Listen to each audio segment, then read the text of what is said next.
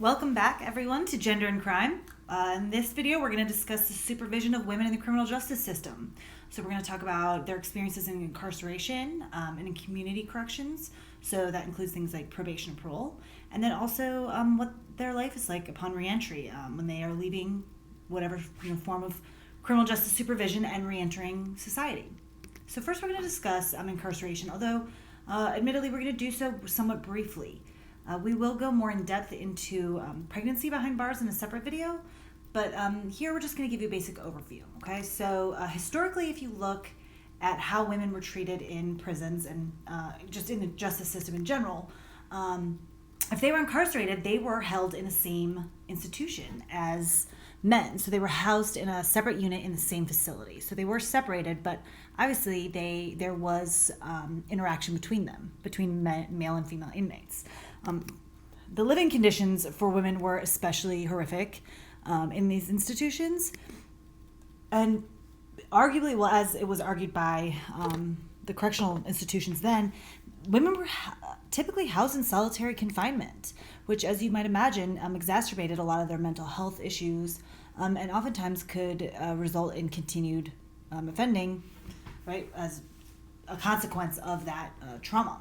But they've also experienced high rates of victimization behind bars at both at the hands of other offenders behind bars as well as the staff. But there was a high rate of pregnancies, prison-related pregnancies, due to sexual assault that were occurring behind bars. And importantly, there were no services designed for women behind bars. So they offered certain services and programs, but they were targeted for male inmates. Today, to be sure, almost every state has at least one facility specifically for female offenders. This is due to a lot of reform work that was done by a number of notable figures. But the key here is that since there's often only one or two female-only institutions, many times women are incarcerated across the state from where they live, and this can create a strain on the relationship between them and their families, and whether that is their parents, spouses, or children. So to give you an idea, right, if you look, there has been a considerable growth, right, over the past 25 years or so. There's been a significant increase in the involvement of women in the criminal justice system. This is a consequence of extensive law enforcement efforts, of the increased severity of drug sentencing laws, and a lot of the struggles that women experience upon reentry that we'll discuss later in this video. So, it's important to note that there are certainly many more men behind bars than women. Yet, what's important to note is that the rate of growth among female inmates is nearly double what men's rate has been. So in other words, the rate of women behind bars is growing at a rate almost twice as fast as that of men. So here it gives you kind of a breakdown of what women are incarcerated for, like the type of offense in comparison to men. So women in state prisons are more likely to be incarcerated for drug or property crime. Specifically, it's about 25%, which is right here. About 25% of women are incarcerated for a drug offense compared to about 14% of men. I think 14 or 15% of men. So with knowing that we have women behind bars that, they have significant needs, that recall that men are sentenced much more harshly, okay? Men are more likely to be given long prison terms, which means that women are more likely to leave prison, right, and return back to society. So we must ask ourselves, what condition do we want these women to be in when they leave prison? And if the answer isn't better than they came in, right, then we certainly need to do something to address the problems and needs and services that they have. So, one of the things that you'll hear of terminology when you look at incarceration of women is this idea of gender responsive programming. So a lot of prisons have different programs set up, right? Whether it's vocational training or educational opportunities or therapy or AA or drug treatment or whatever it might be, right? So to have gender responsive programming means those programs that are implemented were specifically designed with women in mind.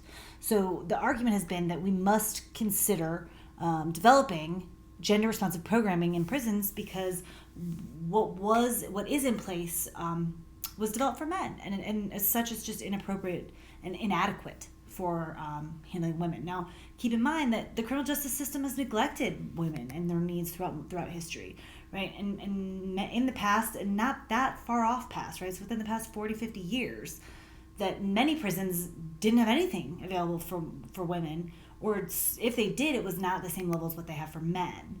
But there have been a series of cases that I'm not going to go into, but y'all can access this slide, that have challenged like how these services are delivered.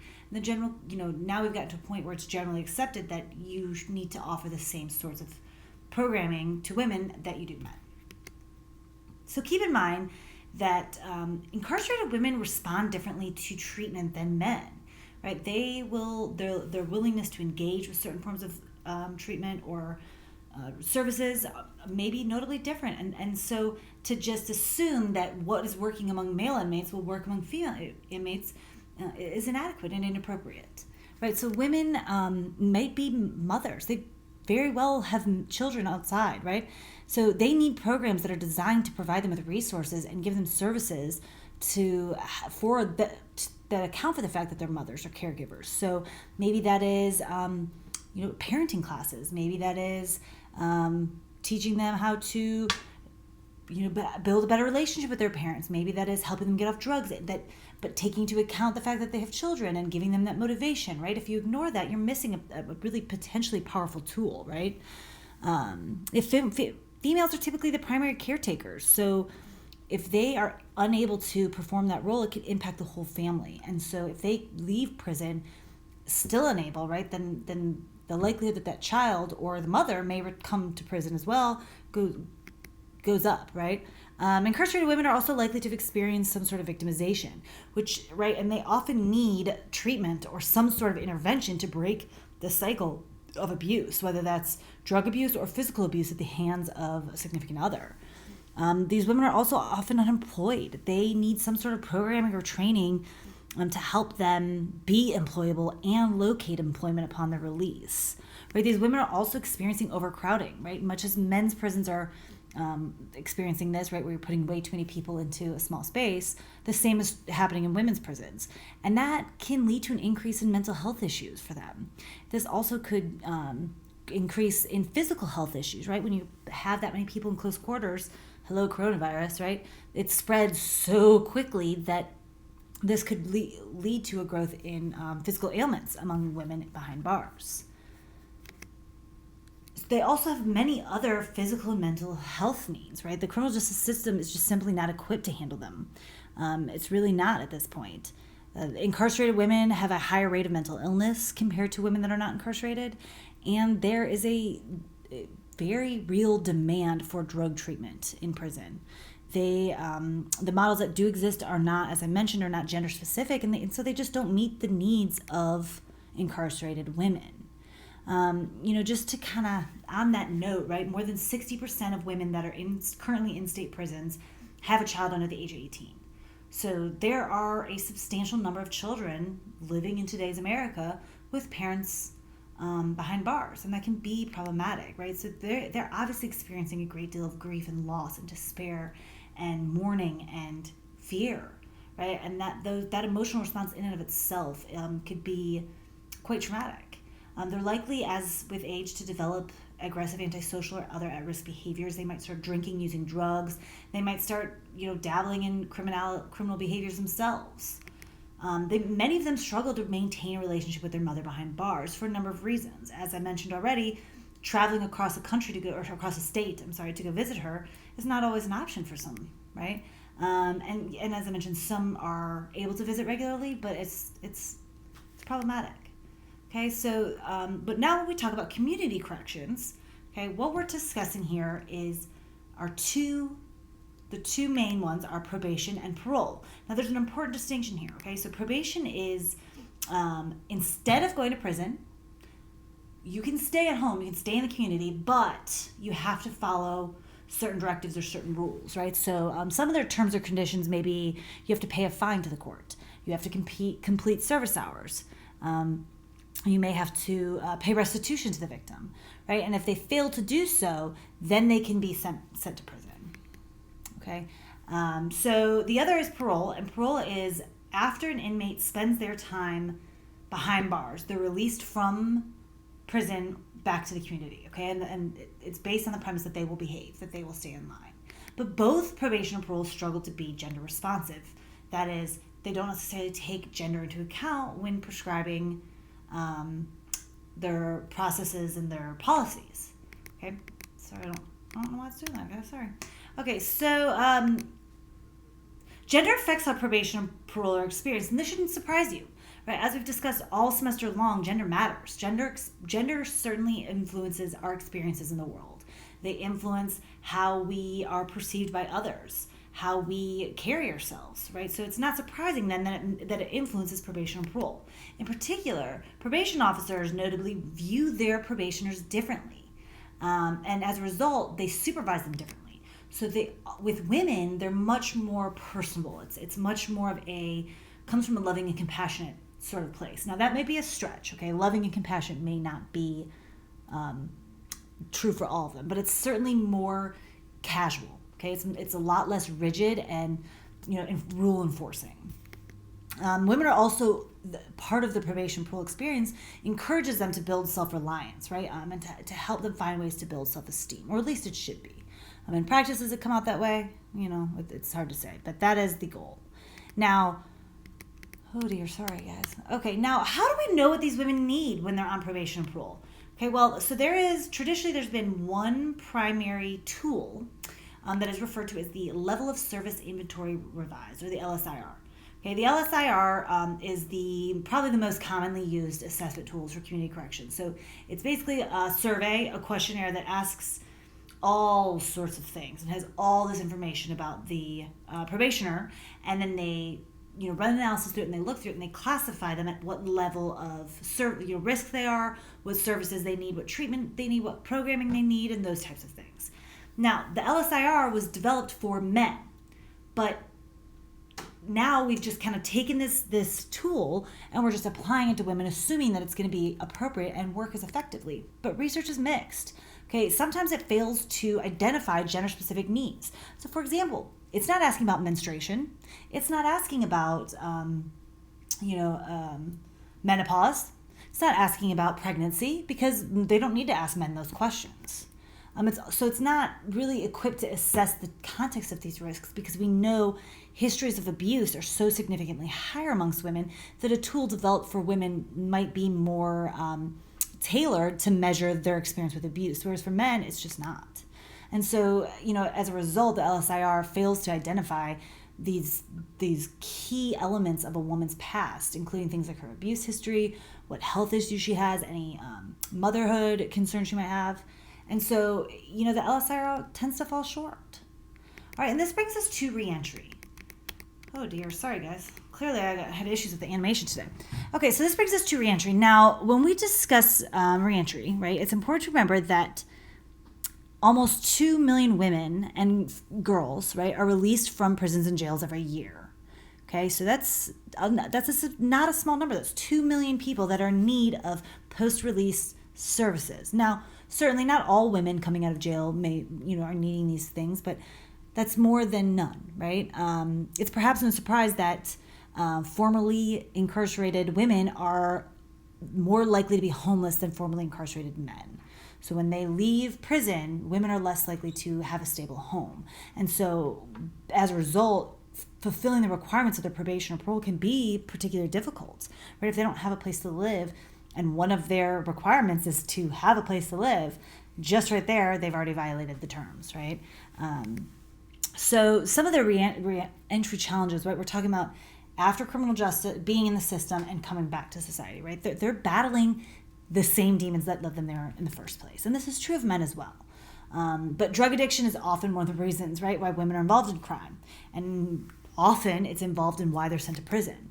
And so the fact that they're not getting that treatment behind bars or in the community is problematic. It means that they are likely to turn to drugs upon their first opportunity to do so. So It's important to first discuss this idea of collateral consequences of incarceration. So these are the consequences of incarceration that come with a prison sentence, right, or a felony conviction, but that the law doesn't actually like punish you with. So it's not like your prison sentence or a fine, but these are just additional punishments that a person experiences. So in many states, they lose the right to vote, right, and it may be temporarily or it may be permanently. But this means many people that or this in general, people with felony statuses experience some level of disenfranchisement. They cannot live in public housing, so they cannot live in any sort of state-funded home. They cannot live with somebody who lives there. So let's say you had a parent that was living in a state-funded home, you can't live there. You have to find somewhere else. You cannot get a student loan. You can't own a firearm. You can't receive any governmental assistance. Now, this is clutch for women, okay? Many of these women rely on food stamps or other forms of welfare for their children. Okay, WIC is Women and Infant Children, and that is one of the main ways that many women coming in or were surviving prior to their incarceration. And when they get out, they can no longer access this. They also have, if they had any sort of employment-based license, that's gone. CDL, like driving a truck, you can't do that anymore. You can't cut hair. You can't be a tattoo artist. You can't practice dentistry. You can't practice anything that you need a license for. They lose. Okay, and then also every application that they fill out from that point forward, they have to mark their felony status. And so, it raises a question because all inmates experience those collateral consequences. But how might that be different, or how might gender might affect that? Right? It's certainly worth considering. So basic needs is a key issue here because many women struggle to find safe and affordable housing. If they find some sort of halfway house, right, they're not always